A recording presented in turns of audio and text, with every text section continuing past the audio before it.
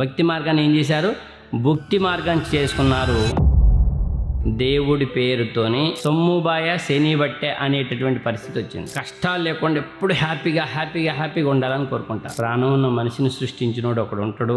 మా గ్రంథమే గొప్ప, మేమే గొప్ప అని అంటే వాళ్ళు అజ్ఞానులు. అస్సలాము అలైకుం వరహమతుల్లాహి వబరకాతు. ఎంఏబి తెలుగు ఛానల్కి స్వాగతం, సుస్వాగతం.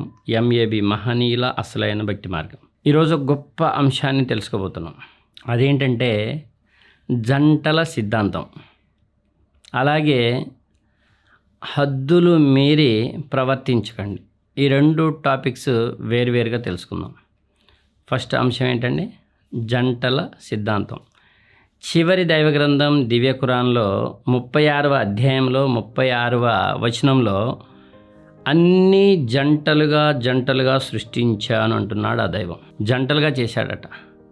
భూమి ఆకాశం జంట, సూర్యచంద్రులు జంట, చావు పుట్టుకలు జంట, ఇహలోకం పరలోకం జంట. ఇహలోకానికి పరలోకం ఉంది.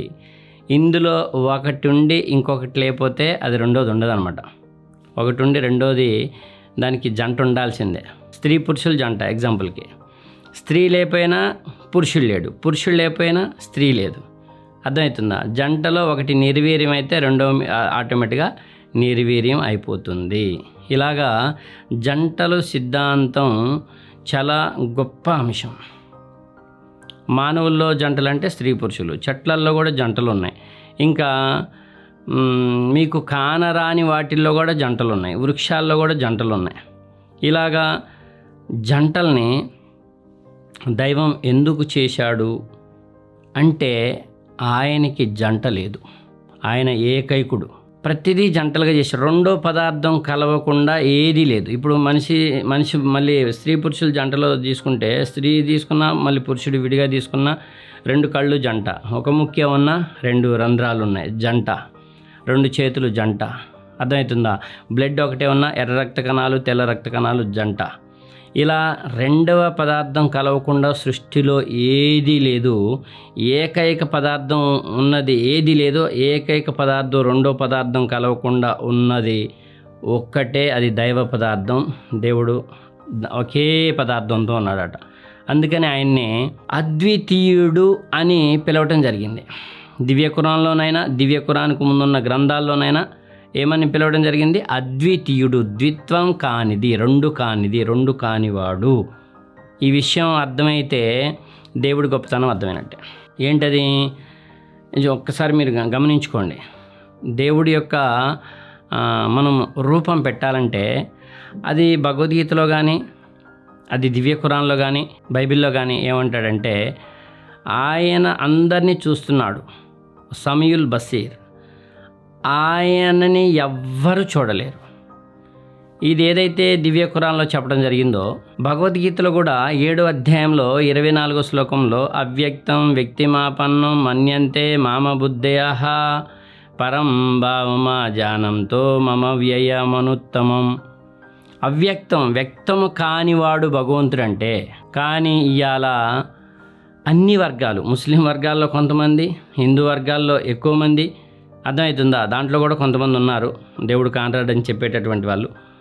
మరి క్రిస్టియన్ వర్గాల్లో కూడా అధిక శాతం మంది దేవుడి పేరుతోని కానరాని దేవుణ్ణి కానొచ్చేలా చేసి భక్తి పేరుతో భక్తిని భుక్తిగా చేసుకున్నారు. భక్తి మార్గాన్ని ఏం చేశారు? భుక్తి మార్గాన్ని చేసుకున్నారు. ఈ యొక్క సామాన్య ప్రజలకి గ్రంథాల్లో ఉన్నటువంటి మహత్తర జ్ఞానబోధన అందించాల్సిన పండిత వర్గం ఎప్పుడైతే గ్రంథాల్లో ఉన్నటువంటి దైవ ధర్మాన్ని, సనాతన ధర్మాన్ని గ్రంథాల్లోనే అలా ఉంచి వీళ్ళు భుక్తి మార్గంగా తెచ్చారో సామాన్య ప్రజలకి సొమ్ముబాయ శని బట్టె అనేటటువంటి పరిస్థితి వచ్చింది.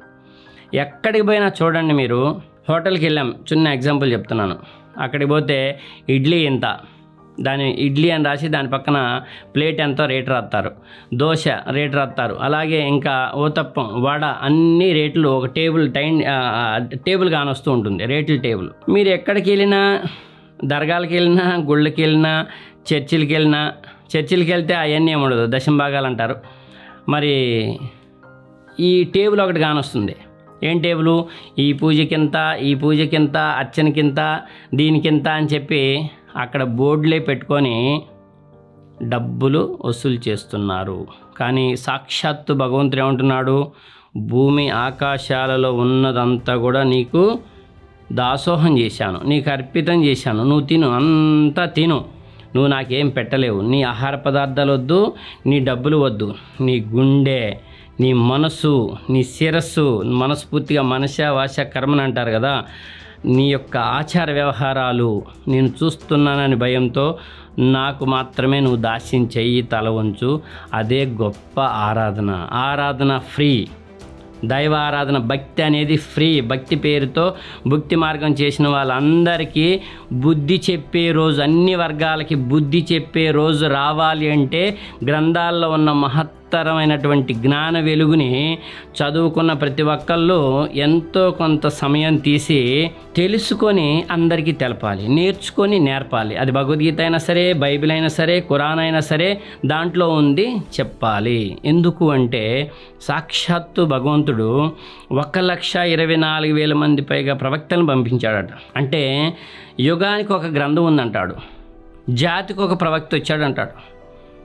చివరి దైవ గ్రంథంలో చెప్తున్న మాటలు. మరి ఈ చొప్పున లెక్కేసుకుంటే మన ఇండియాకి కూడా గ్రంథం వచ్చి ఉండాలి, గ్రంథాలు వచ్చి ఉండాలి. ఇండియాకి కూడా ప్రవక్తలు వచ్చిన. ప్రపంచంలో పెద్ద జాతి ఏదైనా ఉంది అంటే అది భారత జాతే, మన జాతే, మన ఇండియానే. అలాంటి భారత జాతికి వచ్చినటువంటి దివ్య ఖురాన్ ప్రకారం అయ్యా గ్రంథాలు ఏవి అని చెప్పి అడగగలగాలి ముస్లిం పండితుల్ని, ముస్లిం ఉలమాల్ని.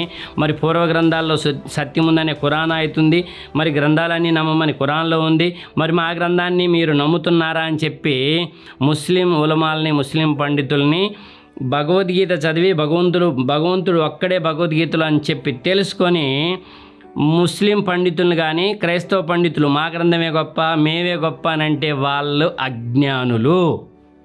ఇది నేను చెప్పట్లేదు, దైవం చెప్తున్నాడు. ఎందుకంటే ఎవరిని పంపించినా నేనొక్కనే అని తెలుసుకొని నన్నే ఆరాధించాలి అనే ఆజ్ఞనిచ్చే పంపించాడు. అందుకే వచ్చిన వాళ్ళందరూ కూడా భగవంతుడు ఒక్కడే అని పరిచయం చేశారు. అదే ఇందాక చెప్పుకున్నటువంటి అంతకుముందు సబ్జెక్టులో చెప్పుకున్న శ్రీకృష్ణ వారిని అర్జున వారు అడిగినప్పుడు దేవుడు ఎవరంటే అక్షరం బ్రహ్మపరం అన్నాడు, మరి నువ్వెవరంటే కృష్ణం వందే జగద్గురు అన్నాడు. అలా చూసుకుంటే శ్రీమద్గురు పోతులూరి వీరబ్రహ్మేంద్ర స్వాములు వారు శ్రీమద్గురు అని వస్తుంది. అట్లాగే ఎవరికైనా సరే గురువనే ముందు ఆది గురువు శివుడు, అలాగే యేసుక్రీస్తు వారు కూడా గురువు అని ఉంటుంది. మత్తయి సువార్త 23వ అధ్యాయం 10వ వచనంలో మీలో ఎవరు గురువులని పిలవబడవద్దు, క్రీస్తు ఒక్కడే మీ గురువు అని ఉంటుంది. గురువుల్ని దేవుళ్ళుగా చేసుకొని ఈ మార్గాన్ని, అసలైన భక్తి మార్గాన్ని భుక్తి మార్గంగా మార్చుకున్నారు. మరి ఇది మనం అందరం తెలుసుకొని సమాజానికి తెలియని వాళ్ళకి తెలియజేస్తే దానివల్ల లాభం ఏంటి అంటే భగవంతుడు నీతో ఉంటాడు. ఇక్కడ అందరూ ఏం కోరుకుంటారు చెప్పండి? మాకు కష్టాలు రావద్దు, మాకు అనారోగ్యాలు రావద్దు, మాకు ఫైనాన్షియల్ గ్రోత్ కావాలి, బాగా కలిసి రావాలి, కష్టాలు లేకుండా ఎప్పుడు హ్యాపీగా ఉండాలని కోరుకుంటారు.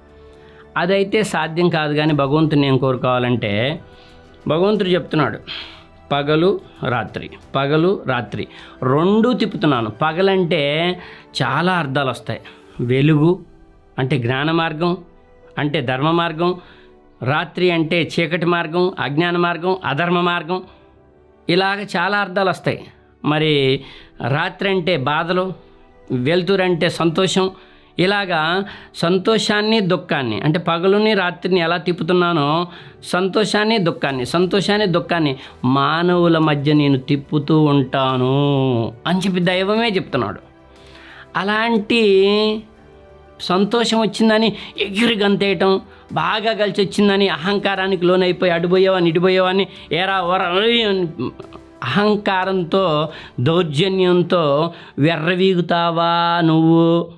లేదు, ఇదంతా ధనం ఇచ్చినా భగవంతుడు ఇచ్చాడు, అందులో నుంచి ఎంతో కొంత దాన ధర్మాలు చేయాలి, మానవ సేవే మాధవ సేవ అని చెప్పి నీలో అనకు వస్తుందా అనే పరీక్ష నీకు పెట్టాడు, నీకు ధనం ఇచ్చాడు. నువ్వు అనుకున్నా కష్టపడి సంపాదించిన రక్తం చెమటగా మార్చిన అది కాదు. నువ్వు కష్టపడ్డావు కాదంటల్లా. నీ బ్రెయిన్ లేకుండా కష్టపడు, నీ చేతులు లేకుండా కష్టపడు, నీ కళ్ళు లేకుండా కష్టపడు. నీ రా మెటీరియల్ ఏదైతే నువ్వు వాడుకున్నావో సంపాదించడానికి రా మెటీరియల్ దేవుడిది, అంటే నిన్ను సృష్టించిన వాడిది.